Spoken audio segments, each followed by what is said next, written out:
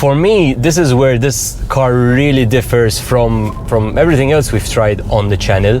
What does that translate to in terms of real world range? So if you do the numbers, do all the math,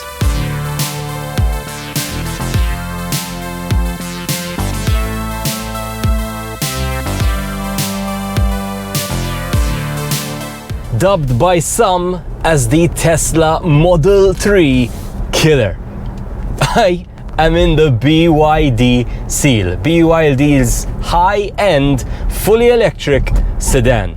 Now, I've driven around 40 electric vehicles at this point, and I tell you, this feels quite different, even from, of course, the Atto 3, which we've also seen on the channel. But I'll get into that a bit later. For now, my name's Luke, and welcome to another episode of The Future is Electric.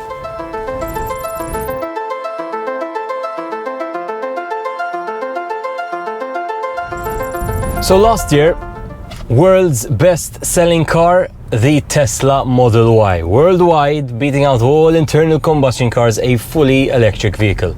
And it seems like the autos industry response to that was, okay, we'll make an electric SUV to compete with the Model Y. And that's basically what everyone did. And they seem to forget in that process to compete with Tesla's Model 3 sedan. And here are BYD, ready to offer some very good competition. And while Tesla have been slow with their global rollout, so while Tesla is now a household name, the reality is they are only available to buy in select markets. True, the bigger of those markets, but select markets nonetheless. So it's come from brands like BYD, who have been able to penetrate the markets which Tesla have frankly left behind, and they're here to fill the gap that Tesla are not filling, frankly. Now, how do you do that? How do you go up against such a well-designed overall car? Well, you can start by hiring a guy by the name of Wolfgang Egger, who you may not know by his name, but you might be familiar from his work. So he's designed cars for little mom and pop car brands by the likes of Audi, Alfa Romeo and Lamborghini. And you immediately understand that once you see the design of this car. The design language starts to shine through right away. Of course, beauty is in the eye of the beholder, but in my opinion, I think they've done an excellent job with the exterior design of this vehicle. Interior, we'll talk about in a second. I'll park the car and walk you through what we have in here as well. So this is part of BYD's Ocean series, right? There is, from the cars we're receiving here in Malta, there is the Seal, and there is the Dolphin, which is sort of following the design language, very different from the Atto 3 design language, for example. And in my opinion, it is probably one of the better designed BYD cars we've seen so far. There is, I would say, a complexity yet elegance in this design language. The different use of materials and colors really comes through, and even the decaled hard plastic is actually very, very nice as well. So I am overall a big fan of this design, including that of these seats, which are naturally very comfortable, but visually I think they look great. They are ventilated and they are even heated, which is a very nice feature. Enough support here on the side to hug you nicely as well. So overall, big fan of the design. We have the spinning screen like we saw in the Atto 3, which with one press of the button, either from the steering wheel or from the screen itself, it will switch the orientation. The screen itself, good resolution. in terms of the performance and the graphics. Nice and smooth. Visually, the graphics for me, not the nicest I've personally seen, although this also comes down to taste. I feel it's where the Asian culture of this brand sort of leaks through with all these bright colors, but nonetheless, in terms of feature set, very, very, very rich, and also support for Apple CarPlay and Android Auto, both wireless, both worked right away once I connected flawlessly, so very nice to see. That's paired with a second screen over here in front of me, again pretty big for the instrument cluster screen. To be honest, you barely find any use for it in this top spec model, because you do have the heads-up display, and really one of the only things you're worried about is the speed you're going, and if you're going too fast versus the speed limit, which is also shown. So it is here, but also we can see the speed in the heads-up display as well, so that's also very, very nice. Steering wheel is comfortable. I'd say my only critique to the steering wheel is I like the material, I like the hard plastic design here, but they didn't continue the same design on the BYD badge in the middle. That feels like standard from all the cars. I feel like that design language should have gone into the steering wheel. I feel like that would have made it feel a bit nicer in its design. Physical buttons to help you change the volume, modes on the screen, etc, etc, set your cruise control, that's all there and all good. Moving to the center console, we have a very nice crystal inspired gear selector, drive, neutral, reverse. Essentially you also start stop the car from here, and you also change that driving mode by flicking the switch.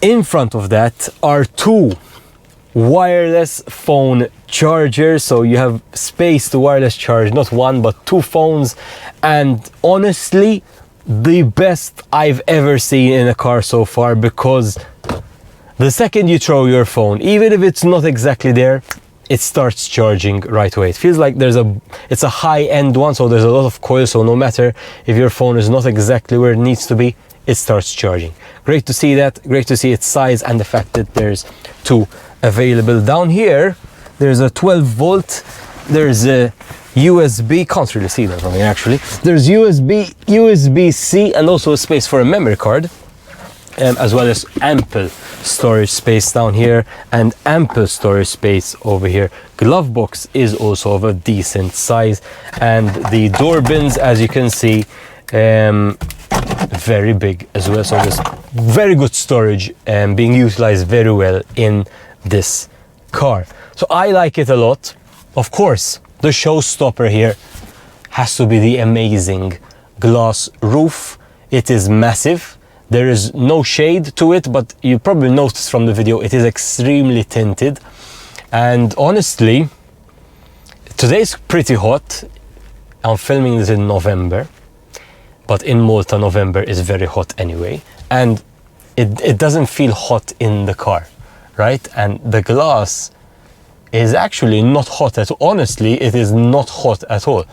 The tint is quite drastic though. And what's nice about the glass roof here is that from the outside of the vehicle, you barely see it. You barely notice that it's a glass that you can see through the vehicle. So from the outside in, you don't really see. Of course, inside out, you do.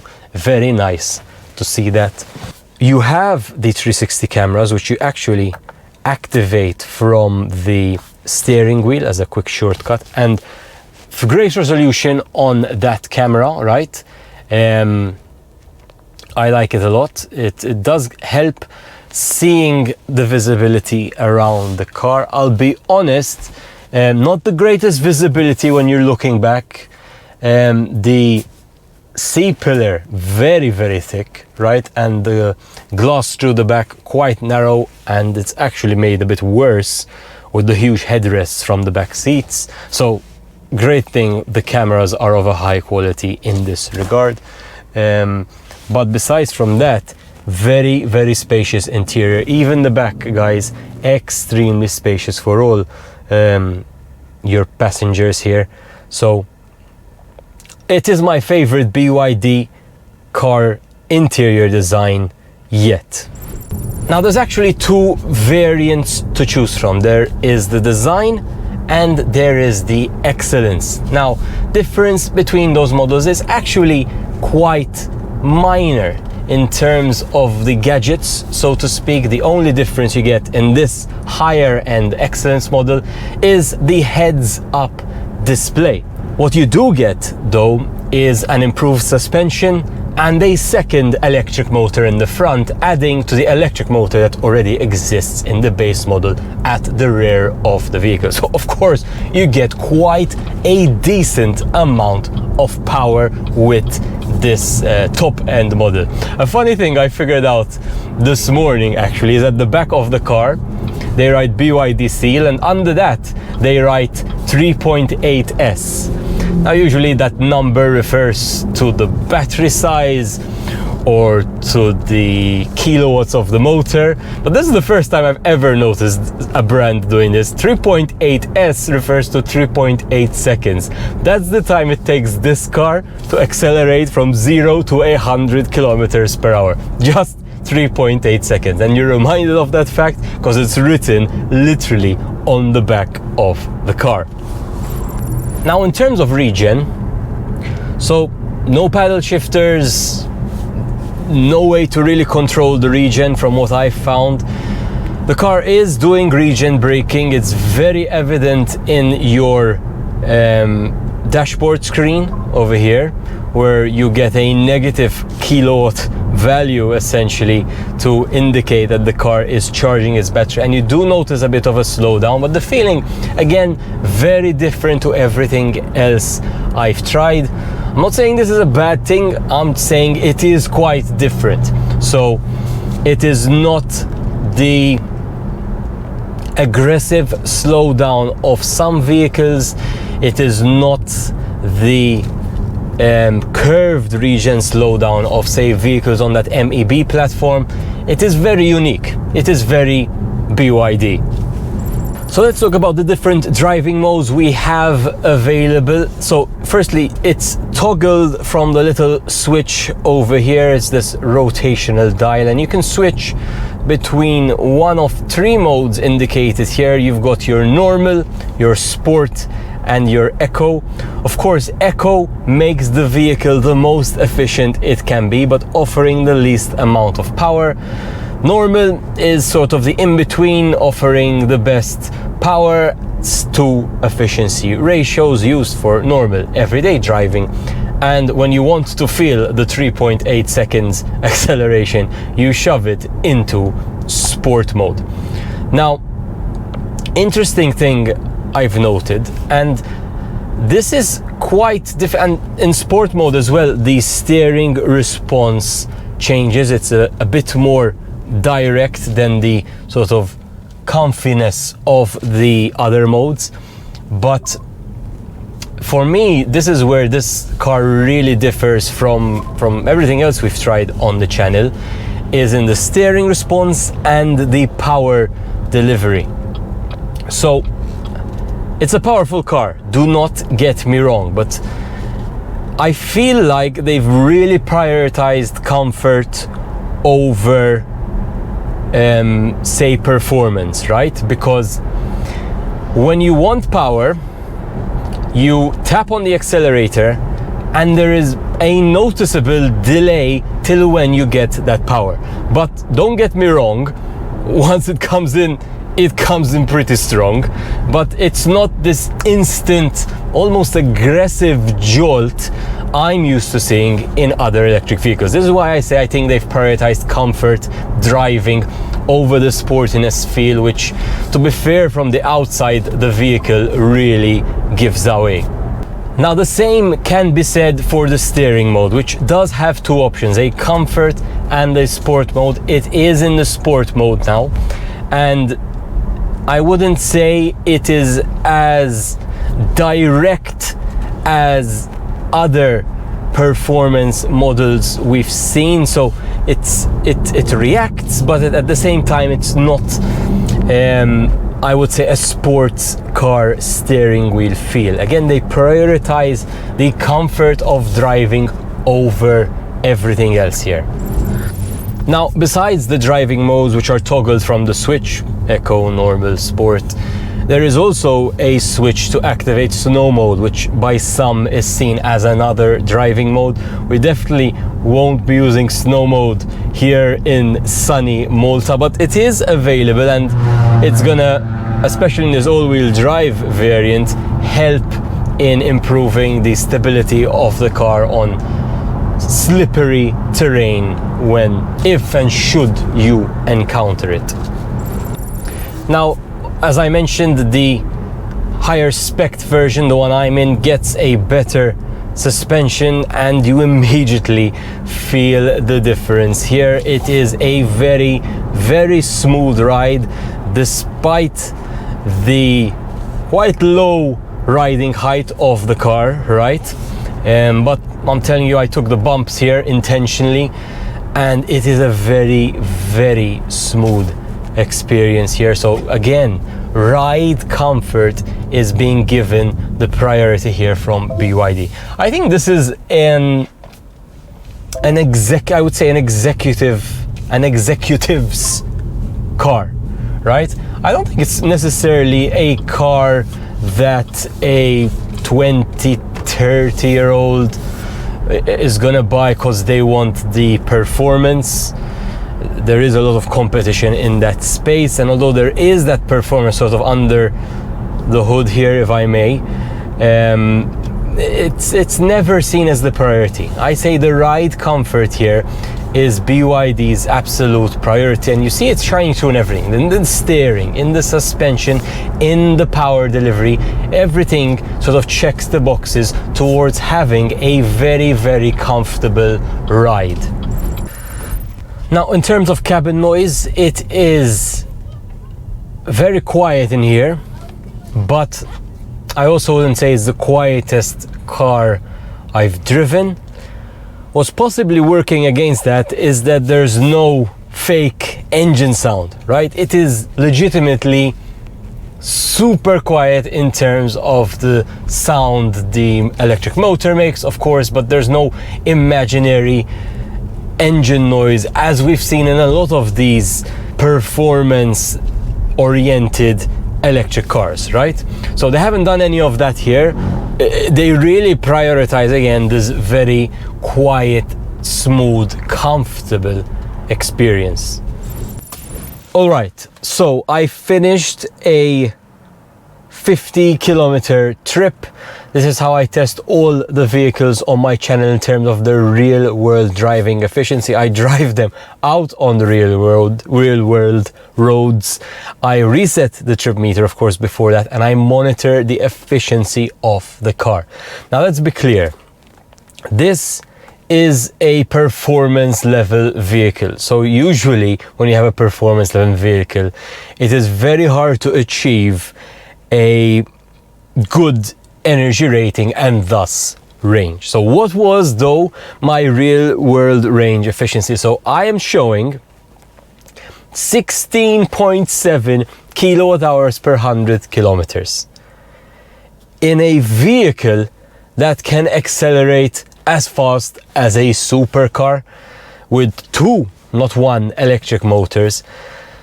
From a standpoint, I think that I've achieved that after these 50 kilometers driving out in the real world here in Malta. I think is fantastic. What does that translate to in terms of real world range? So if you do the numbers, do all the math, you get just shy of 500 kilometers real world driving range. I remind you, the WLTP range of this car, 520. But I didn't drive it in eco mode. I had it in normal and sport mode, okay? I have the air conditioning turned on, I've just realized, the coldest setting. So it's on. Great temperature though, to be fair, today 20 degrees Celsius during this drive, so that's definitely helped a lot. So I have no doubt that this car is capable of achieving WLTP, and even greater numbers here in Malta. Now, another interesting fact I'd like to touch on, which is definitely helping in the real world range here, is the drag coefficient of this car. So if you go to EV database and you list all the electric vehicles that exist, you'll be shocked to learn that there are now 450 fully electric vehicles available in literally just the West. So that excludes cars which are just uniquely available in China. 450 fully electric vehicles to choose from. Okay, if you sort that list by efficiency, the BYD Seal, lands in at number 7 in terms of its drag coefficient. That's how well it's able to move the air out of the way as it is driving across, with a drag coefficient of 0.219. That is better than, say, a Porsche Taycan. But some noticeable cars which beat it on that list would be the Mercedes EQS and the Tesla Model S. Top of that list, Lucid Air, but that is definitely another factor contributing to this amazing real-world driving range. I honestly didn't think I'd get anywhere close to 16 kilowatts per 100 on essentially a supercar here, but it just goes to show that this emphasis towards comfort and not just this super crazy performance has really helped in giving this car a very, very, very comfortable real-world driving range. You know what I like a lot about this car is that I think BYD decided exactly on the type of electric performance sedan they want to build, and they've stayed true to that mission throughout. I think they decided to build a very comfortable car, and that is true in the way the steering works, that is true in the way the power delivery works. That's true even from the fact that we have no engine sound, no spaceship sounds in this car, different to what we've seen on other performance vehicles, right? I think they've stayed true to that mission, and you know what? For that, I think they check all my boxes, and I applaud them for actually managing to see this core principle shining through.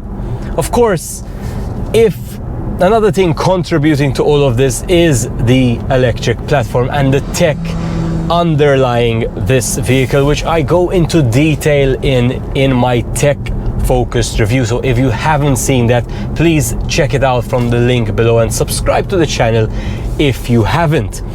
If you want to help support a bit more, if you can of course join as a YouTube member, and the merch is now available on the store link below worldwide.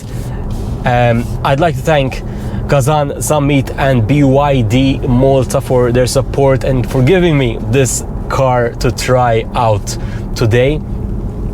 You the viewer, but of course, as always, I hope I've convinced you that the future is electric.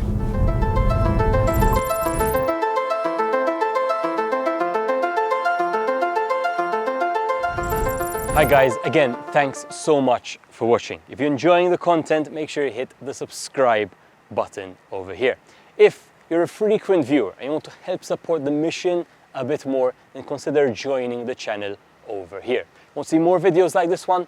Links over here as well.